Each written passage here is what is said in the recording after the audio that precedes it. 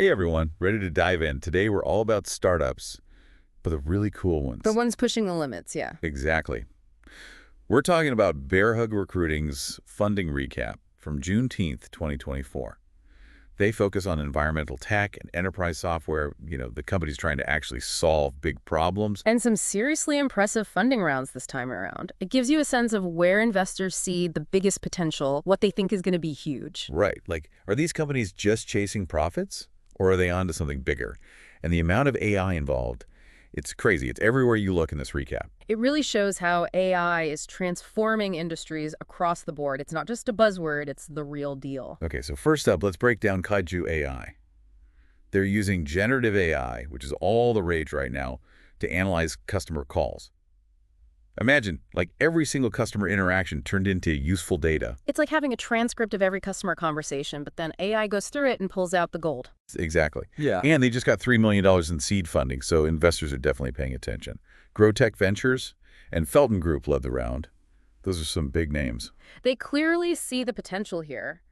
What I find most interesting is that Caju AI isn't just looking at what customers are saying, but also how they're saying it. Sentiment analysis, right? Yeah. Figuring out if people are happy, frustrated, all that. Exactly. Imagine knowing not just what issues come up most often, but also what really sets people off. Or what makes them really happy. Yeah. It's gold for businesses, right? Absolutely. It could transform customer service, marketing, even product development. And think about this. They could potentially analyze regional differences in calls. Oh, wow. That's huge. Like, how do people on the East Coast talk about a product versus the West Coast? It's like real-time market research. It really is. And so much richer than traditional methods. Caju AI's technology could be a game changer. It's like a window into the minds of your customers.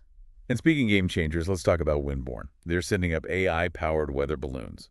And they just secured a cool $15 million in Series A funding, so they're moving past the initial stages. Khosla Ventures led this round, and they know their stuff. They do, so Windborne's onto something big. But AI weather balloons, that sounds kind of sci-fi, right? It does, but it's actually brilliant. Imagine a network of these balloons constantly gathering hyperlocal weather data from all levels of the atmosphere. And because they're lightweight, they can go places traditional weather stations can't. Right. It's like having thousands of tiny weather stations floating around that the data they could collect would be invaluable. Think about the implications for forecasting. We could finally crack the code on accurate hyperlocal predictions. Farmers could know exactly when to irrigate, cities could better prepare for extreme weather. And it goes beyond forecasting. This kind of data is crucial for climate modeling, understanding long-term trends, even predicting natural disasters. We're talking about potentially saving lives. Okay, so we've talked AI customer insights, AI weather balloons. Are you ready to crank it up a notch? Because now we're talking fusion energy. Fusion energy, the holy grail of clean energy. And Excimer Energy just raised a whopping $100 million to make it a reality. $100 million, that's not just chump change. And the backers are serious players. Sophia Breakthrough Energy Ventures. Bill Gates' fund is involved in this one. Yeah, when those guys invest that kind of money, people listen. They see Excimer as a potential solution to one of the biggest problems facing humanity, clean energy. Right. We've all heard about fusion energy being just around the corner for decades. What makes this different? It's their approach. They're not just relying on one breakthrough, they're combining several. They've got this new type of laser technology, diode-pumped solid-state lasers, incredibly powerful and efficient. Laser is powerful enough to, create the conditions for fusion. Exactly. And then they're using advanced materials to contain and control the reaction, and on top of that, they're using AI to optimize the whole process. So it's like they're hitting the problem from all angles. Exactly. They're not just trying to brute force fusion, they're looking for elegant solutions, and the investors see that. It's a high-risk, high-reward endeavor. High reward if it works. We're talking about limitless, clean energy. Imagine a world powered by the same process that fuels the sun. It's the ultimate dream, right? And while it's still early days for Excimer, they're tackling this challenge with a level of ingenuity and ambition that's really exciting to see. It's a great example of how deep tech based on real scientific breakthroughs, can be a force for good. But, while fusion energy is out there in the future, we've got more immediate problems to deal with. Like right now, we're drowning in e-waste. It's a massive problem, and it's only getting worse. All those discarded phones, laptops, even those smart toasters that connect to the internet, they all end up somewhere. And unfortunately, that somewhere is often a landfill where valuable resources go to waste, not to mention the environmental hazards. Absolutely. But there are companies out there working on solutions, and one that caught my eye in this funding recap is Citration. They're tackling e-waste with a really innovative approach. Okay, before we get into their solution, remind us why e-waste is such a big deal. It's more than just clutter, right? It's about resource depletion. Electronics are full of valuable materials, gold, silver, copper, and especially silicon, but getting those materials back out is difficult and often dirty. So we keep mining more and more raw materials, but there's a huge environmental impact. Exactly. Citration wants to change that. They've developed this incredible silicon membrane technology. Get this, they came up with it at MIT, so you know it's cutting edge stuff. MIT, that's like the brain trust of tech. Okay, so what can this membrane do? It's actually a superfine filter. They can use it to separate and recover valuable materials from e-waste with incredible efficiency. We're talking about recovering not just those precious metals, but silicon itself. Wait, so they can actually recover the silicon from old electronics? That's huge. Remember the silicon shortage not too long ago? Imagine if we could recycle it at scale. That's exactly what Citration is aiming for, creating a circular economy for silicon. They're basically turning trash into treasure. I love it. And they just raised $11.8 million in their seed round, so investors are clearly seeing the potential here. Yeah. 2150 led the round.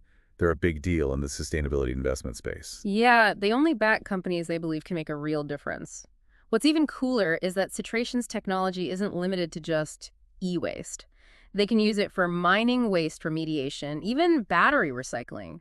So they're not just tackling one problem. They're developing a platform that can be applied across multiple industries. Exactly, and that's what makes them so interesting. They're not just solving a problem, they're creating a whole new way of doing things. It's like they're looking at the world's problems and saying, challenge accepted. And that's what I love about this whole funding recap. It's full of companies like that. But hold on. We've got even more groundbreaking stuff to talk about. It's like they're not just trying to build a business, they're trying to build a better future. And that's what gets me fired up. Absolutely. They're looking at the world's challenges as opportunities for innovation, and that's a powerful perspective to have. And, as we dive deeper into this funding recap, one thing that really stands out is just how interconnected everything is becoming. You're right. It's like these companies are breaking down traditional silos, realizing that the most interesting solutions often emerge at the intersection of different fields. Like, take Rising Team, for example. They're using AI to improve something as human as teamwork. Yeah, AI for better team dynamics. Who would have thought? It sounds counterintuitive, but it actually makes a lot of sense when you think about it. Okay, break it down for me. How can an algorithm make a team work better? Well, imagine having an AI-powered coach that could analyze team interactions, identify communication patterns, and provide personalized feedback. It's like having a neutral observer who can spot those subtle dynamics that we often miss in the heat of the moment. So it's like having a virtual facilitator who's always there, quietly observing and nudging us towards more effective collaboration. Exactly. It can help teams understand their strengths and weaknesses, improve communication, resolve conflicts more constructively. It's about using AI to augment our own abilities, to help us work together more effectively. That's fascinating. It's like AI is becoming a tool for self-awareness, both individually and as a team. But speaking of teams, let's shift gears for a moment and talk about a company that's making waves in the world of sustainable transportation. You must be talking about Wiz. They're on a mission to make e-bike subscriptions more accessible for delivery drivers. It's a simple idea with the potential to make a big impact. It makes so much sense. Delivery services are booming, but all those gas-guzzling vehicles are taking a toll on our cities and the planet. Wiz seems to be offering a practical, sustainable alternative. Exactly. They're partnering with major delivery platforms like DoorDash and Grubhub to offer affordable e-bike rentals to their drivers. It's about making it easier and more cost-effective for drivers to make the switch to electric. So they're not just throwing e-bikes at the problem, they're creating a whole ecosystem to support sustainable delivery. That's smart. It is, and it highlights something really important about driving positive change. Often, it's not enough to have a great product or service. You need to think about the entire system, remove the barriers to adoption. That's what Wiz is doing. It's a great reminder that Innovation isn't always about inventing something entirely new. Sometimes it's about applying existing technologies in creative and thoughtful ways to solve real-world problems. Absolutely. And speaking of creative applications, let's talk about OneScreen, a company that's bringing a high-tech twist to something as traditional as outdoor advertising. One screen. Okay, I'm intrigued. What's their angle? Are we talking Yeah. about like holographic billboards or something? Not quite holographic, but definitely high-tech. Imagine this. You're walking down the street, and the digital billboard you pass displays an ad tailored specifically to your interests, based on your location, demographics, maybe even your past browsing history. Whoa. Talk about targeted advertising. It's like those personalized ads you see online, but brought to life in the physical world. That's got to be a powerful tool for businesses, especially startups with limited budget. Exactly. It allows them to reach their target audience with laser precision, maximizing their impact. It's a game changer for small businesses that want to compete with the big guys. It's amazing how technology can level the playing field like that. But speaking of leveling up, let's talk about Hyperspectral, a company that's using some seriously cool tech to improve something as fundamental as food safety and healthcare. Hyperspectral, their name definitely hints at something special. And what they're doing is fascinating. They're all about spectral intelligence. Spectral intelligence. Okay, you've officially piqued my curiosity. What exactly is that? Does it involve, like, reading the auras of food or something? It's not quite aura reading, though it might feel like magic. Basically, it's the science of analyzing the light that bounces off objects to identify their composition at a molecular level. Every material has a unique way of reflecting and absorbing light, like a fingerprint. So Hyperspectral has figured out how to read these fingerprints and use that information to, what, detect invisible contaminants in our food or diagnose diseases earlier. Exactly. Imagine being able to scan your groceries at the supermarket and know instantly if they contain any harmful bacteria or allergens, or a doctor being able to detect cancer cells before they even form a visible tumor. That's incredible. It's like we're entering the realm of science fiction, but it's actually real science with the potential to transform our lives. Precisely. It's a perfect example of how cutting-edge technology can have a real, tangible impact on our health, our well-being, and our peace of mind. It's about using technology not just to understand the world around us better, but to make it a safer, healthier place. But speaking of making the world a safer place, let's talk about Understory, a company that's tackling a growing concern, especially as we transition to cleaner energy sources. You mean the increasing risks associated with climate change, especially for renewable energy infrastructure? Exactly. We're putting all our eggs in the renewable energy basket. But what happens when those eggs are made? I mean, solar panels and wind turbines are threatened by extreme weather events that are becoming more frequent and severe. It's a critical issue, and that's where Understory comes in. They're developing hyper-local weather stations that provide much more granular data than traditional weather models. They're focusing on things like hail, wind gusts, the kind of micro events that can damage solar panels and wind turbines. So they're providing the data that renewable energy companies need to assess risk, protect their investments, and keep the lights on, even in the face of increasingly unpredictable weather. Exactly. And they're using, you guessed it, AI to analyze all that data and generate accurate risk assessments. It's about bringing the same level of sophistication to climate risk management that we expect in other industries. It's about time. We can't just hope for the best when it comes to climate change. We need to be proactive, data-driven, and strategic in our approach to risk mitigation. Absolutely. And speaking of being data-driven, there's another company on this list that's doing some fascinating work in the realm of insurance. They're called Sixfold, and they're using generative AI to streamline risk analysis for insurance underwriters. Generative AI and insurance. Now, that's an interesting combination. Tell me more. Well, traditionally, insurance underwriting has involved a lot of manual work, poring over data, assessing risks, making subjective judgments. It's time-consuming and prone to human error. And bias, potentially, right? Exactly. What Sixfold's doing is training AI models on massive data sets of insurance claims, policy information, all that good stuff. Their platform can then analyze new cases and provide risk assessments with a level of speed and accuracy that humans simply can't match. It's like giving underwriters a superpower, allowing them to focus on the more complex and nuanced aspects of their jobs while automating the tedious and repetitive tasks. Precisely. And it's not just about efficiency, it's also about fairness and transparency. By removing human subjectivity from the equation, at least to some extent, Sixfold is helping to create a more equitable insurance industry. That's a really important point. It's not just about making the industry more efficient. It's about making it more fair. I like that. But, as we've been talking about these companies and their innovations, it's clear that data is playing an increasingly central role. Absolutely. Data is the fuel that powers so much of the innovation we're seeing today. From AI-powered insights to hyper-local weather data to spectral signatures, it's all about gathering, analyzing, and extracting meaning from data. It's like data is the new oil, the raw material that's fueling a new era of technological advancement and societal transformation. I like that analogy. And speaking of making data more accessible and usable, that's exactly what our next company, Tobico, is all about. Tubico, I don't believe we've come across them before. What's their story? They're a relatively new company, but they're making waves in the open source community with their innovative tools for data management and analysis. Open source, so they're all about democratizing access to powerful tools, making it easier for anyone to work with data, regardless of their technical expertise. Precisely.